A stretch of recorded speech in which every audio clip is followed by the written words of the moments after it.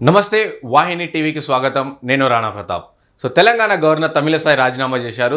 తను ఎందుకు రాజీనామా చేసిరంటే తను నెక్స్ట్ వచ్చే ఎంపీ ఎలక్షన్స్‌లో ఇటు చెన్నై నుంచి పోటీ చేయాలనే యోచనలు ఉన్నట్టు తెలుస్తుంది. అందుకనే తను ఇప్పుడు రాజీనామా ప్రకటించారు. తన రాజీనామా పత్రాన్ని రాష్ట్రపతికి కూడా పంపించడం జరిగింది. తను ఏదైతే తెలంగాణకు సంబంధించి ఫస్ట్ మహిళా గవర్నర్‌గా ఉన్నారు. సెప్టెంబర్ 2019లో తను గవర్నర్‌గా బాధ్యతలు తీసుకున్నారు. అండ్ దాని తర్వాత లెఫ్టినెంట్ గవర్నర్‌గా ఇటు పాండిచ్చేరికి సంబంధించి 2021లో బాధ్యతలు తీసుకున్నారు. తను తమిళసై వచ్చేసి తెలంగాణకి ఓ ఆడిబిడ్డలాగా చాలా సందర్భాల్లో కూడా వివరించిన పరిస్థితి అందరికీ తెలిసిందే. ఇప్పుడు తను అంటే ఏదైతే రాజకీయాల నుంచి వచ్చిన తమిళసై మళ్ళీ తిరిగి రాజకీయాల్లో వెళ్ళే యోచనలు ఉన్నట్టు తెలుస్తుంది. అందుకని ఇటు చెన్నై సౌత్ నుంచి ఎంపీగా పోటీ చేసే ఛాన్స్ ఉన్నట్టు తెలుస్తుంది. దానికి సంబంధించి బీజేపీతో కూడా మంతనాలు కూడా జరిపినట్టు తెలుస్తుంది.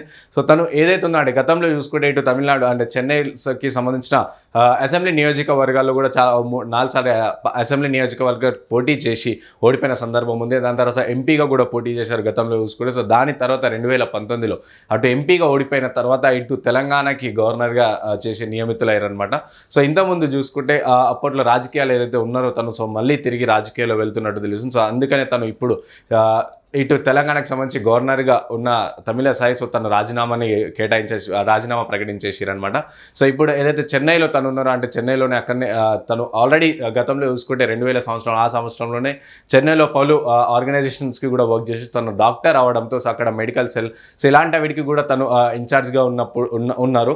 అదే నేపథ్యంలో ఇప్పుడు కూడా మళ్ళీ ఎంపీగా పోటీ చేసి అండ్ అటు గెలుస్తానని చెప్పేసి ధీమాగా ఉన్నట్టు తెలుస్తుంది. అండ్ మోదీ కూడా చూసుకుంటే ఇటు నార్త్లో ఇటు బీజేపీ చూసుకుంటే నార్త్లో చాలా వరకు రాష్ట్రాల్లో పట్టు ఉంది. అలాగే ఇప్పుడు సౌత్ పైన ఫోకస్ పెట్టినట్టు కూడా తెలుస్తుంది.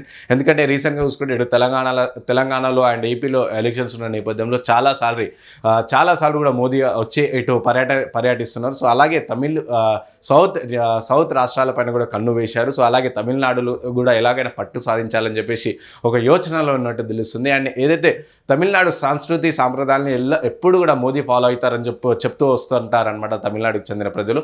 ఏదైతే రీసెంట్గా కొత్త పార్లమెంట్ భవనం ఏదైతే కొత్తగా ఆవిష్కరించారో ఆ టైంలో కూడా ఏదైతే సెంగై ఉందో అంటే ఏమంటారు దాన్ని రాజదండనం అని ఏదైతే ఉందో మోదీ గారు అటు పట్టుకోవడం జరిగింది ఒక పెద్ద స్టిక్ లాంటిది. అది కూడా తమిళనాడు సాంప్రదాయాలకి చెందినదే. అలా అంటే చూసుకుంటే ఎప్పుడు కూడా అంటే తమిళనాడు సౌత్ స్టేట్స్లో ఇటు తెలంగాణ కావచ్చు, ఆంధ్రప్రదేశ్ కావచ్చు, ఇటు తమిళనాడు, కర్ణాటక కావచ్చు. వీటిని ఎప్పుడప్పుడు అంటే కంట్రోల్లో తీసుకోవాలని చెప్పేసి వేచి ఉన్నట్టు తెలుస్తుంది మోదీ. అలాగే తమిళనాడుకు సంబంధించిన సెంగై కూడా తమిళనాడు సాంప్రదాయాన్ని తీసుకెళ్ళి ఢిల్లీ పార్లమెంట్లో కూడా పెట్టినట్టు తెలుస్తుంది. అందుకనే ఇప్పుడు తమిళసైని కూడా ఏదైతే తను తమిళనాడులో మంచి పట్టున్న నేపథ్యంలో తమిళసైని ఇటు గవర్నర్గా రాజీనామా చేయించి అటు బీజేపీ నుంచి ఎంపీగా పోటీ చేయించే యోచనలో బీజేపీ ప్రభుత్వం ఉంది. అందుకనే తను ఇటు తెలంగాణ గవర్నర్గా తను రాజీనామా చేసి ఇటు మళ్ళీ ఎంపీగా పోటీ చేస్తున్నట్టు తెలుస్తుంది.